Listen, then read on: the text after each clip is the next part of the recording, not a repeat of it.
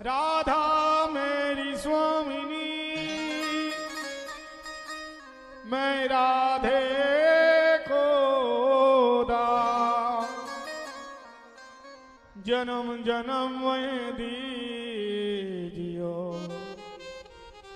से वृंदावन को वास। राधे राधे रटत हैं जो नर याटो जान, उनकी बाधा दूर करत है सुंदर माधव श्याम। सबरी देखी राम गृह आए, मुनि के वचन समुझी जी भाई।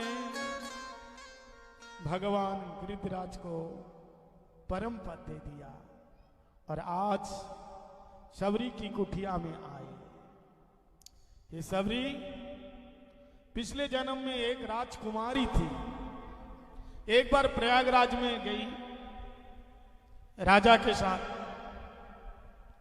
लेकिन क्या देखा वहां पर, राजा के साथ जब गए तो साधु संगति में उनको नाचने का मन हुआ।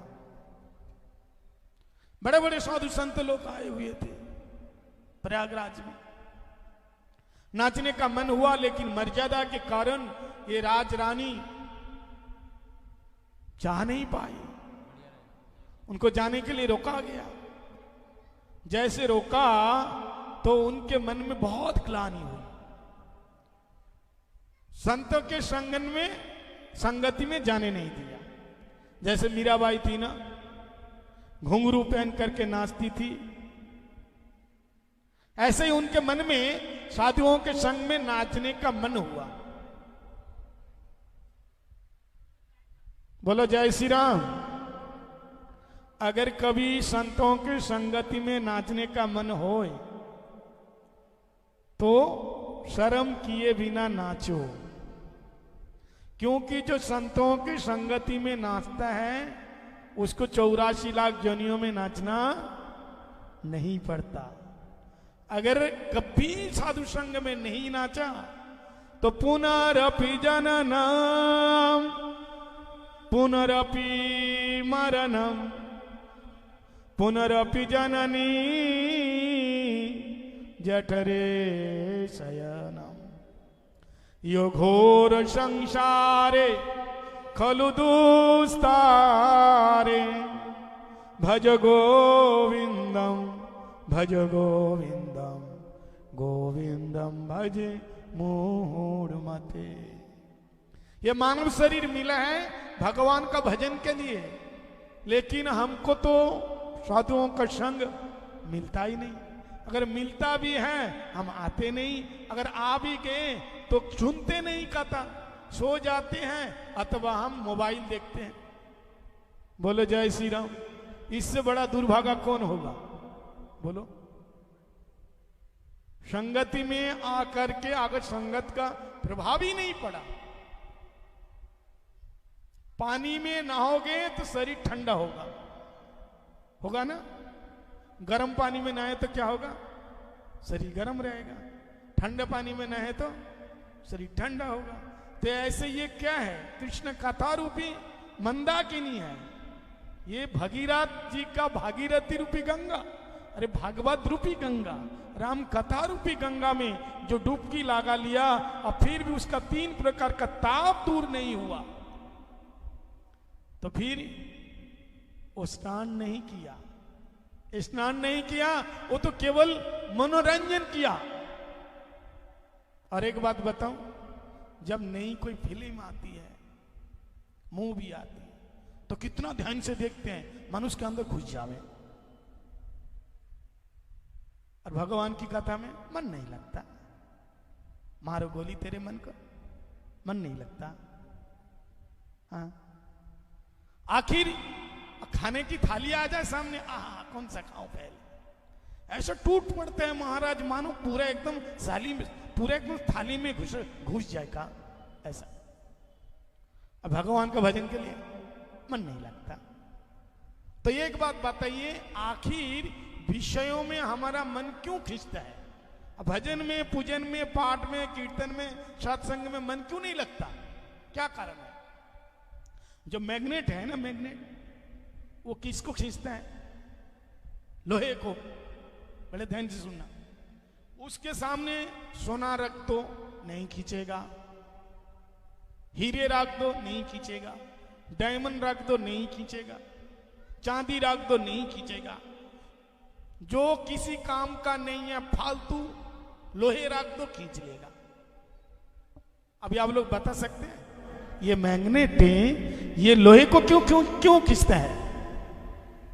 सोने को नहीं, हीरे को नहीं, चांदी को नहीं, कि वो लोहे को क्यों खींचते हैं? बताइए क्या कारण है? वो भी तो धातु है, चांदी भी धातु है, सोना भी धातु है, डायमंड भी धातु है, लेकिन और किसी धातु को नहीं खींचेगा मैग्नेट, कि वो लोहे को ही खींचेगा। क्यों? क्योंकि जो मैग्नेट जो है ना, वो लोहे से ही बना हुआ है, उसके अंदर लोहा ही है, इसलिए लोहे को खींचते हैं। ऐसे हमारे अंदर काम है, क्रोध है, लोभ है, हम विषयी है, पापी है, इसलिए हम फालतू चीजों में हमारा मन जाता है। अब भगवान सच्चिदानंद स्वरूप है। यदि तुम्हारे अंदर सद्भाव होगा, सच्चिंतन होगा, सद्गुण होगा, सच्चित शक्ति होगी, तो भगवान की कथा आकर्षण करेंगे। तो ये सबरी साधु संग में उनका मन आकर्षित हुआ, लेकिन राजा जाने नहीं दिया। बोले नहाने को जाना है त्रिवेणी में, डोली में बैठ करके आई और बीज धारा में जा करके डुबकी लगा करके आत्महत्या कर दी। ये शरीर हम नहीं रखेंगे। जब भगवान की कथा सुनने नहीं देते हैं, जाने नहीं देते हैं सत्संग में, ये राज शरीर मिला है, राजकुमारी का शरीर, राजरानी का शरीर मिला है, ये बाधा बन गए, इसलिए उन्होंने शरीर को त्याग दिया। मन में आस क्या थी? साधुओं का संग करना। अब उसने शरीर तो त्याग दिया, आत्महत्या महापाप है, लेकिन उनके मन में इच्छा क्या थी? इच्छा थी साधुओं का संग करना। इसलिए मरने के बाद अगला जो जन्म हुआ, कोल, भील, जो जंगल के रहने वाले, सबर एक जाति है, तो सबर जाति में इनका नाम हुआ। ये सबरी है ना, इनका नाम नहीं था, इनका नाम तो और कुछ है। सबर कुल में जन्म लिया, इसलिए नाम सबरी हुआ। अथवा भगवान के लिए सबर किया, इसलिए नाम हो गया सबरी। अब छोटी सी बच्ची, लेकिन महात्मा लोग आने नहीं देते हैं, सबर कुल की हैं। यहां सारे महात्मा लोग पंडित है, ब्राह्मण है।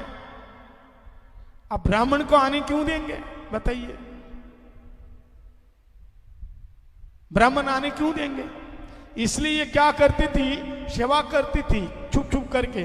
जहां महात्मा लोग जाते थे वहां झाड़ू लगाती थी, महात्मा लोगों की सेवा के लिए लकड़ी तोड़ करके लाती थी। लेकिन उसी आश्रम के गुरुजी थे मातंग ऋषि।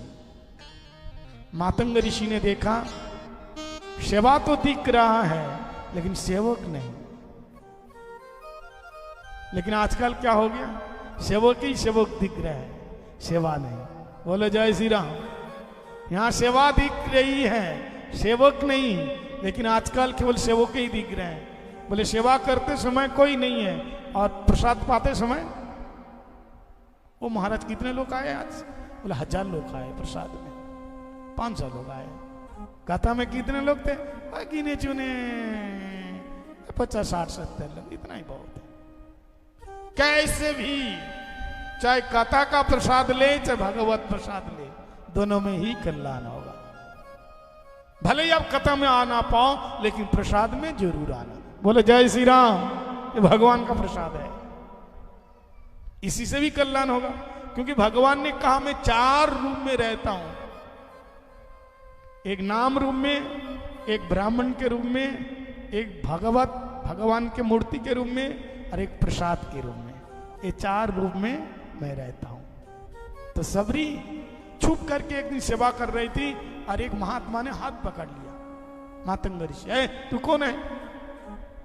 नहीं नहीं महाराज मेरे को छोड़ दीजिए, छूना नहीं, मैं अछूत हूं, नीच हूं, मैं सबरी हूं। नहीं बेटी, तू सेवा करती है लेकिन छुप के क्यों?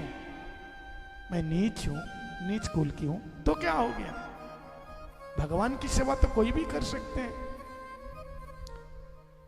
तू अगर भगवान की भक्ति करना चाहती है तो कर, इसमें माना नहीं है। लेकिन क्या करूं, ये जो बड़े बड़े पंडित लोग हैं, ब्राह्मण लोग हैं, तेरे को आश्रम में आने नहीं देंगे, इसलिए मैं तुम्हें मंत्र देता हूं। मातंग ऋषि ने कहा, तुम इस मंत्र का जाप करो और भगवान राम एक दिन तुम्हारे द्वार पे आएंगे, तुमको ढूंढने की कोई आवश्यकता नहीं। और सबरी को मंत्र दे के चले गए। आज गुरुजी बहुत दिन के बाद गुरुजी परम धाम जा रहे हैं, तो सबरी आकर के कहा, गुरुदेव अब कहां जा रहे हैं हमें छोड़कर? बेटी हम जा रहे हैं, जहां जाने से दोबारा लौट के नहीं आते हैं, मैं वहां जा रहा हूं। तो गुरुदेव आप मुझे भी लेके चलो। नहीं बेटी, अभी प्रभु राम तेरी कुटिया में आएंगे, तुम्हारी को उन्हें सेवा करना है, इसलिए तुम ना जाओ। लेकिन कब आएंगे ये नहीं बताया, आएंगे। तो उसी दिन से छोटी सी वो 9 साल की वो सबरी रोज झाड़ू लगाती है।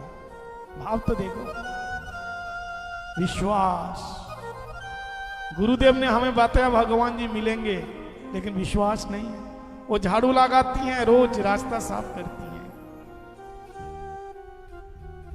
और 9 साल से 90 साल की हो गई, आंख बूढ़ी हो गई, शरीर में झुर्रियां पड़ गई, बाल सफेद हो गए, चल नहीं पाती हैं, भांकड़ा के चलती हैं। और आज अचानक क्या देखा कि श्याम गौर सुंदर दो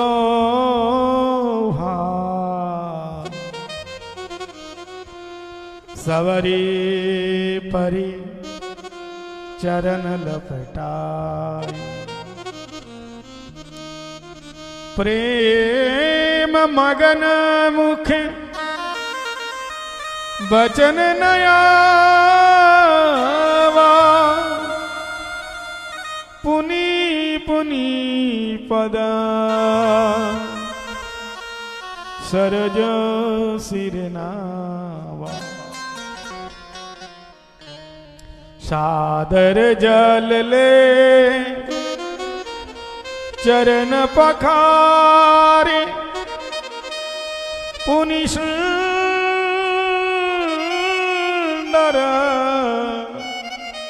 आसन बिठावे।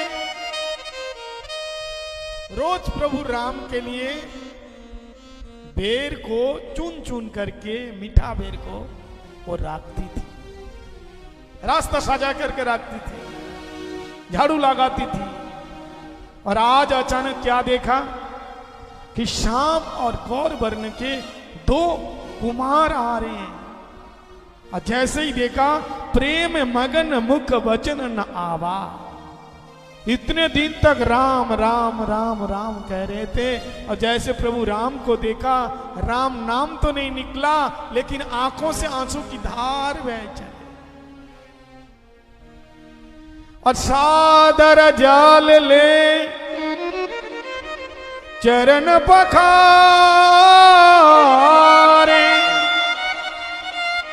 पुनि सुंदर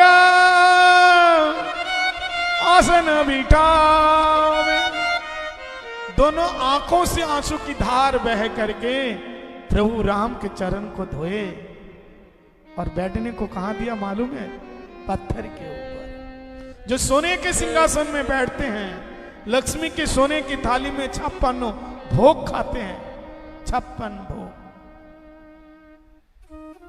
और आज प्रभु पत्थर के ऊपर बैठे और पत्थर में क्या लाए?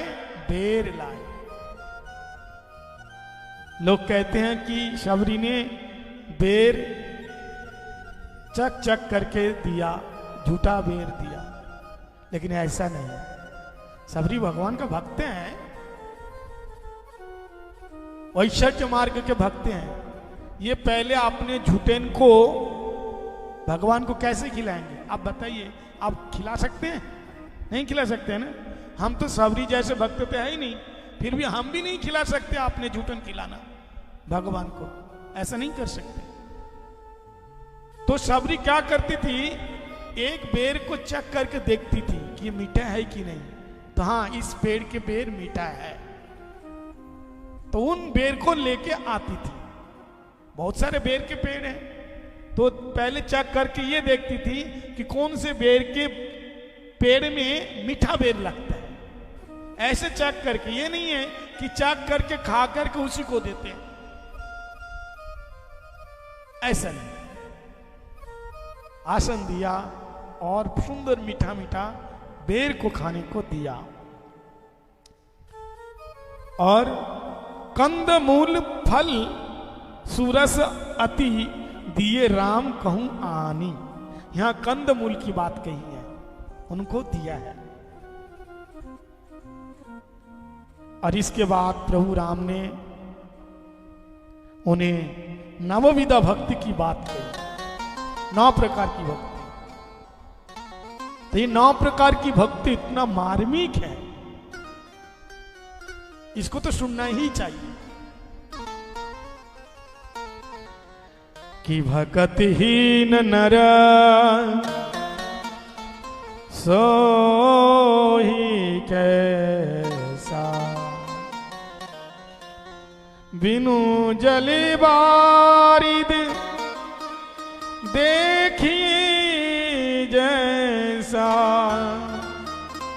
कहते हैं भक्ति के बिना नर ऐसा लगते हैं मानो बिना बादल का बारिश। बिना बादल का बारिश होता है क्या? होता नहीं ना। जब बादल ही होगा तब तो बारिश होगा, जब बादल ही नहीं है तो बारिश कहां से होंगे? ऐसे ही वो मनुष्य शरीर तो धारण किया लेकिन भक्ति नहीं करते। और बहुत सुंदर कहा पहली भक्ति कि नवदा भक्ति कहूं तो ही पाई, सावधान सुनु धरु मन माई। कहता मैं तेरे को नवदा भक्ति सुना रहा हूं, अब ध्यान से सुनो ये 9 प्रकार की भक्ति कौन कौन सी है। प्रहलाद महाराज जी 9 प्रकार की भक्ति बताए ना, कौन कौन से? कि श्रवणम कीर्तनम विष्णु स्मरणम पाद सेवनम शक्वात्म निवेदनम। ये 9 प्रकार है। अर्चनम वंदनम शक्यमात्म निवेदनम इति पुंसार्पिता चेत नवदा लक्षणा। श्रवणम कीर्तनम विष्णु स्मरणम पाद सेवनम अर्चनम वंदनम दास्य शक्य आत्म निवेदनम। ये व्याख्या करने का समय नहीं, ऐसे ही सुनो। लेकिन यहां पर उन्होंने क्या सुना है तो बड़े ध्यान से सुनिए।